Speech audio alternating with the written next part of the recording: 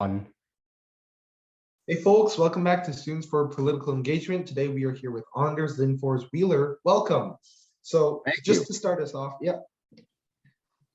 would you like to introduce yourself and why you're running for City Council? My name is Anders Lindfors-Wheeler. I'm a lifelong resident of Richmond Hill. I have two kids. One's in university and one's actually attending kindergarten here in Richmond Hill. I'm a local business owner. I'm co-owner of King Henry's Arms, and I've been involved in the community a lot. So, when you ask why I'm running, like I said, I've grown up here. I'm raising my family here. I have a business here. I've always been really engaged in the community, and I feel like Richmond Hill's provided me with a great chance to have a good life, and I want to give back to the community that's provided so much to me. Great, cool. So our first question has a lot to do with the community. So an important part of a livable community is community safety. So how will you as councillor maintain and improve community safety in Richmond Hill? It's a good question. I think everything starts with conversations. Community safety, a lot of things with, like, Richmond Hill, luckily for the most part, like a lot of ways, Richmond Hill is quite a safe community, but we do have issues. But I think a lot of times it really involves engagement. We need to actually talk to the citizens. We need to find out where people have concerns, where they feel safe, unsafe. Often, like with so many things, it can be small things, it can be the individual things to neighborhoods or areas where if you don't engage with people that actually live there, you may not see the problem looking from the outside. So I think that's a big engagement's really to me is a big part of how you start making a community feel safe. Again, with it gets into broader conversations, but it's still obviously when you talk safety, you talk policing, everything else. And again, I think a big part of that is engagement and trust, and the idea that there's open lines of communication. So when people are concerned about something, they can feel they can both reach out and be heard, and then get answers.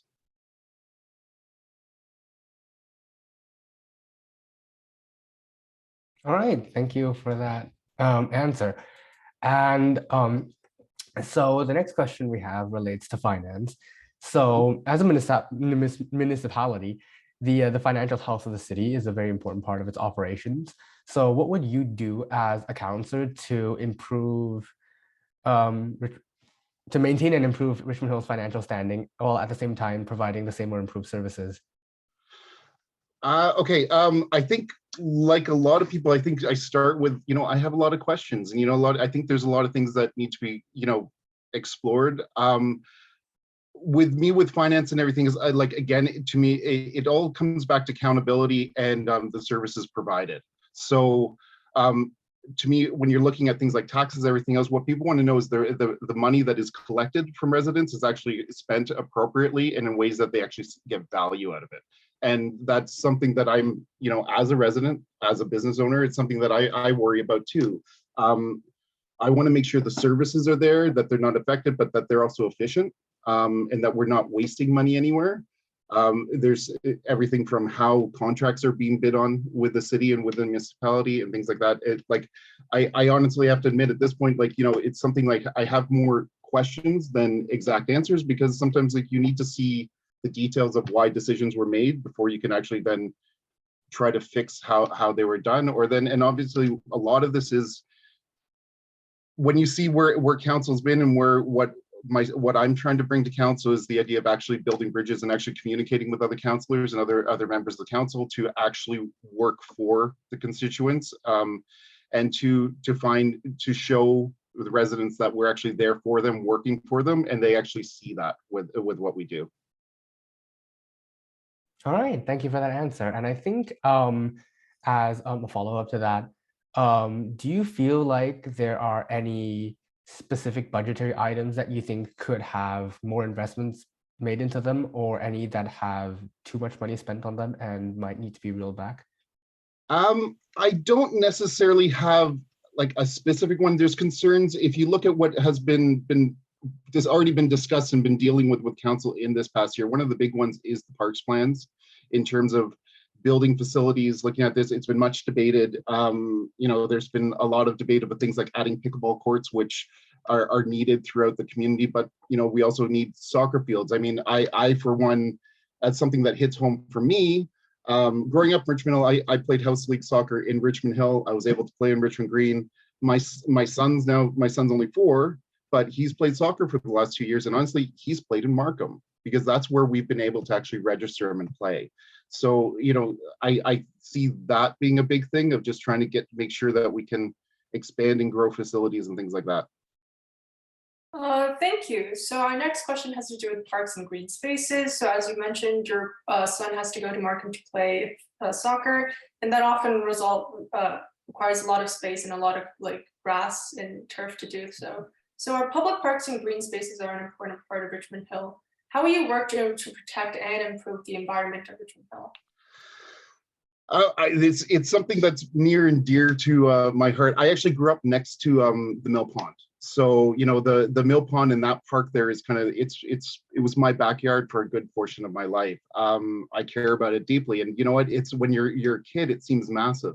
And as you get older and you start walking around, you realize it's most of our parks are just very narrow strips of green space, you know, connected through a couple paths, you know, over major roads. It's something I'm really concerned about, is both protecting what green spaces we have left, but also trying to find solutions on how we can actually, you know, expand or protect the little bit we have left.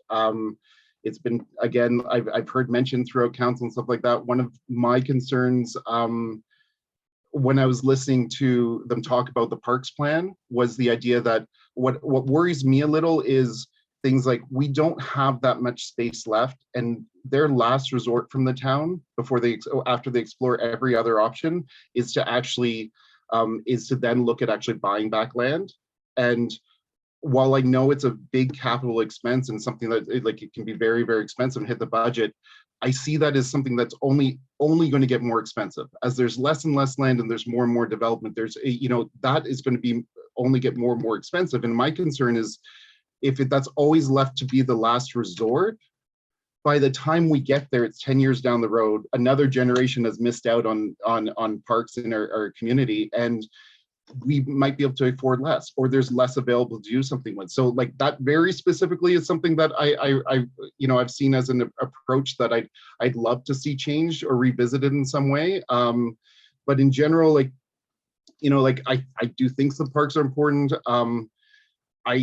There's a lot of changes that I'd like to see in terms of prioritizing them. I can say that having moved away from the Mill Pond area, I think I got spoiled with seeing the quality of parks and seeing the investment in that park. When I look at the other green spaces in Richmond Hill, one of the things I've noticed lacking are things like benches and simple things, benches, garbage cans. There's so many green spaces in so many of these neighborhoods where they're not as accessible and usable, especially to, let's say, seniors or families with young children, because there's not a place to rest. You know, there aren't town emptied and maintained garbage cans. There's so many of them. Just so many little things like that can improve how people can use the spaces we already have. All right, thank you. So our next question has to deal with the fact, so you previously mentioned that we have less and less space, and as a result, we have to expand into a lot of these parks. So that also has to do with urban development as our population in Richmond Hill grows, and we don't have enough space, because we can't just like buy our nearest city and be like, oh, we have more space now. So density of housing and adequate services are a concern of many residents. However, our population is also growing. So how would you address, how would you, if you were to be on city council, approach this problem and balance between these two issues? I think it's really about trying to find the appropriate places to put density. I think, you know, kind of even, and you alluded to in the way you asked the question, is I think there's a recognition density is required. As much as, you know, I think it's also a big growing pain for a community like Richmond Hill. I mean, Richmond Hill effectively used to be surrounded by farms. I've seen the community grow. You know, I'm 41 years old, and I've seen the changes. My mom talks about the fact that there used to be two stoplights along Yonge Street between Richmond Hill and Finch Station, if you can imagine that from what it is now. So, you know, density is something that is going to need to come. I'm really concerned about affordable housing issues. Specifically, actually, honestly, in things like rental housing. I think we need to continuously concentrate on expanding that inventory, and there should be a priority on that, because those people that rent are really in the most vulnerable situation. And we need to have them available. That affects both people starting out in life and getting things going in the career, and it also particularly affects senior citizens. You know, people on fixed incomes, you need to actually have affordable and available housing. So, you know, density is something that is going to be required, but I think we need to pick our spots. I don't like the idea of trying to tear apart neighborhoods or change the character of neighborhoods when you start really trying to pack in higher density into sort of historically lower density neighborhoods.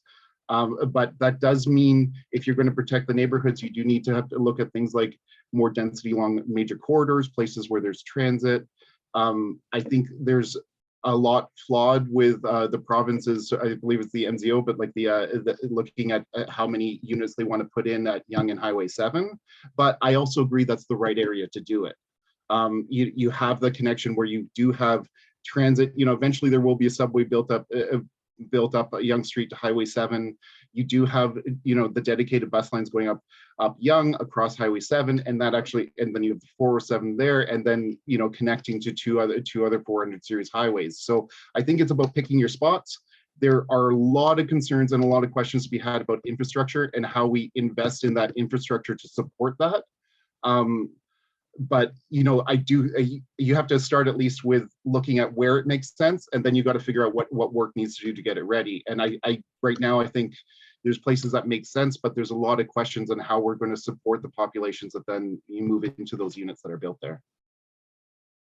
Thank you for that answer. And I think as a follow-up to that, do you think you have a preference for any specific type of building, such as higher density buildings or medium density buildings, or like single detached houses? I think every community needs a mix. I think you need a mix just because you also have to look at what those cost. You need so often, you know, to get affordability, especially with the densification that's already happening, to get affordability, you need density. So, but that doesn't mean I really think in any community you need a mix of both high density, medium density, and low density. You know, we're really a community that's transitioning from effectively low density to needing to accommodate and understand that we need high density to help the city continue to grow. So like my preference, you know, I loved growing up in the neighborhood I grew up in, which is, you know, a low density neighborhood.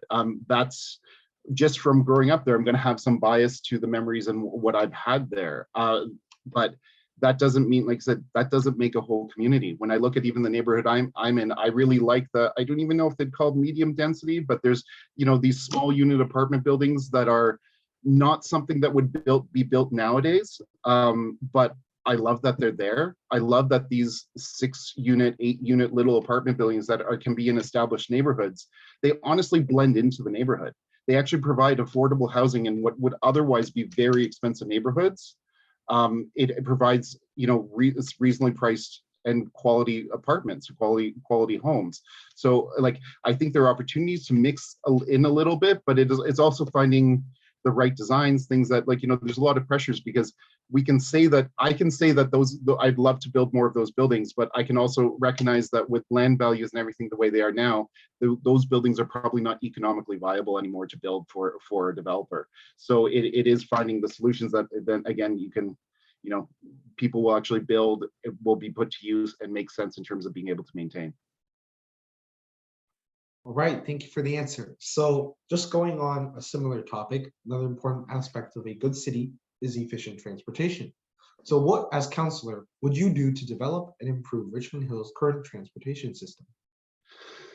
It's a tough one. I mean, first, the difficulty of that question is I am running for municipal council, and from my understanding, most of that falls on the regional level. So I have to admit, no matter what I'd like to see happen, I don't think I personally could have as much of an impact, because I believe most of that is sort of YRT, and then, you know, done a little bit more on the regional level. I would love to see. So as a resident, you know, I can say that one of my biggest questions, and I know there's probably answers to it, but, you know, one of my frustrations is with like things like when I see the dedicated bus lines that were built up and down Yonge Street. And, you know, as a business owner, my business was heavily affected by that construction. But, you know, there was a lot of good investment that came out of it. You do have a transit corridor that will expand and continue to have more use. I actually look at the fact that just because they had to widen Yonge Street, they had to do a lot of great things like actually invest in building the burying power lines and fixing the sewage and the water lines under there. So there was a lot of infrastructure that got built up with that project. But let's say like one of the things that's kind of annoyed me as a driver driving around town is, we have all this disruption. I can't make a left anywhere. And now you'll see buses running up that dedicated bus lane, and you might also be stuck behind a local YRT bus in the regular lane. So all of a sudden you still, despite us having a dedicated bus lane, you haven't taken the buses out of traffic. So you've effectively, it's helping one side of the buses, but it's almost slowing down the rest of traffic more. And I'm not saying there's an easy fix to that. I'm sure they have reasons that it doesn't work, but I'd love to know. I mean, as a resident, it's something that I've been frustrated by is why can't all buses run along these dedicated bus lines and then at least try to alleviate some of the traffic flow issues that we have, like on Yonge Street right now. But I think the big thing with most public transit is we need more of it. We need to be able to figure out how to afford it. It has to be efficient because there needs to be ridership to support it.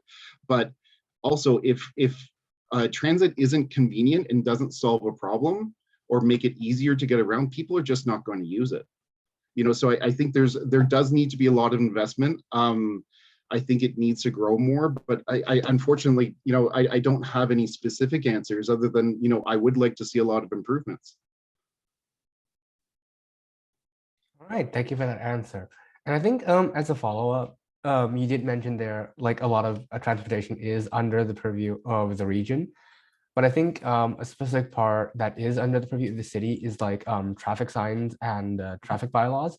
So do you think you have any ideas on any of those things you might like to develop, for example, like speeding or anything in that regard? Do you know what? For a big one for me is lighting control, like in traffic lights. I think there's going to be a lot of, when we talk about congestion, with density comes congestion, and Richmond Hill, there's problems. I mean, it's getting harder and harder to get around on the major routes. Now, the major routes, I will say, like those are controlled. The major routes, the lighting is controlled by the region, but we still have a lot of traffic control that does fall under the purview of Richmond Hill. And I think it really needs to be invested in terms of making sure that it is efficient, it flows correctly.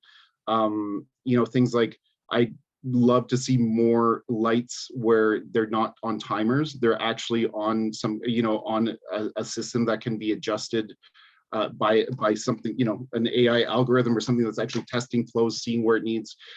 Every time you stop a car for no reason, it's creating unnecessary pollution. It's great that a lot of the new subdivisions that we see coming in have things like roundabouts put into them. Roundabouts actually prevent vehicles from unnecessary, help control flow and help control, but they do it in a way where people don't actually have to stop. And I don't have numbers off the top of my head, but there's actually some communities in the US that have invested heavily in things like building roundabouts and traffic circles, and they found traffic moves more efficiently. And then obviously, because you don't have people stopping unnecessarily, you're actually reducing, pollution from those vehicles. And speaking of like pollution and other things, another aspect of transit is also like other modes of transportation, such as cycling and walking. And obviously those require like robust, like modes of transportation and channels of transportation in their own right. So I was wondering if you also have any ideas on those matters, such as the construction of sidewalks and bicycle lanes. Yeah, I mean, I think as we build and grow and expand, I think it's important to include things like making sure bike lanes are built, bike lanes are expanded. We actually do have a pretty good interconnectivity network of pathways and bike lanes throughout the town, but it can always be improved. It's actually pretty amazing sometimes when you start following them and you find out how many neighborhoods you can connect through with all the different paths that do exist. But that said, especially along major routes, I think every time roads are expanded, roads are worked on, we should be looking at things like building in bike lanes, making sure there are sidewalks for getting around. Like I mentioned before with the parks, Something I have already heard from residents and is the idea of benches. When you talk about accessibility, especially with walking, something I've heard from a lot of senior residents is with what's happened along Yonge Street, with all of the construction, they took away the benches that were there and they haven't been replaced. So for a lot of people, they don't notice, but for anyone that's used to walk in that area, especially someone like a senior that may need to take a rest in between, or it can, anybody, not having those benches, not having those places to rest actually makes those areas less accessible for them. So, it's a small thing and it's a thing that can be overlooked, but, things like that, making sure you do have those amenities along the way, making sure, again, we have garbage cans in appropriate places so it keeps our city clean as well. So like I said, to me, it's something that does need to be expanded and looked at and accommodated, because ideally, as we build and become more dense and become more of a sort of a diverse city in terms of neighborhoods, it would be great if we can make it more accessible so that we don't have to drive everywhere all the time. All right, thank you for that answer. And I think this will be our last question. So obviously you've talked a lot about the ideas that you want for Richmond Hill if you were elected ward councillor. So just as the final question, what would be the first issue you would try and get progress on if you were elected as Ward 5 councillor? I think, sorry, jumped in quick there. Honestly, the first thing I just want to tackle more than anything is accountability. Making sure residents feel heard, but also show that our council can work together and communicate and actually get the job done that we're there elected to do. So that accountability is a big part of what I want to do. And then like I said, my two other main focuses are affordable housing. Like I really want to see an emphasis put or a priority put on creating purpose-built rental housing. It's something that affects me. I'm not a homeowner, I rent. So I've felt it. I see my staff, and I see, again, having a very community integrated business, I hear about a lot of time through my customers, it's scary to me. And I don't think people realize how many people in the community live on the edge of homelessness, and not because they don't work, but it's simply because they can't find something that's affordable, that's decent, clean, safe. So those are some of my big priorities. The last thing, which will become, it doesn't necessarily come from the council meetings, but is sort of one of the things that that's part of my campaign is community building connections. I have a strong history of running community events, either being a vendor or helping with the planning of town events, or then creating town events like the Richmond Hill Craft Beer Festival that I created for and continue to help run with the Rotary Club as a fundraiser for them. And I've been on the Winter Carnival Committee for 15 years, trying to help keep an event that I loved as a kid. And I've had my kids go, grow up going to. I want to keep that volunteer community-run event going, but in Ward 5 where I'm running, there's not a lot of events in that ward. There's not a lot of things to actually get people out of their homes, meet their neighbors, meet other people in the community. Everything starts with a conversation. Whether it's on council with council members talking together, or it's with residents. Like I said, everything starts with communication and getting people to talk. So that's another big part of my priority, whether it's in council or actually meeting with constituents, or just, like I said, trying to create events in my ward that get people out meeting each other. All right, thank you for that. I believe that's it. That's our interview. Thank Awesome. you so much. Yeah.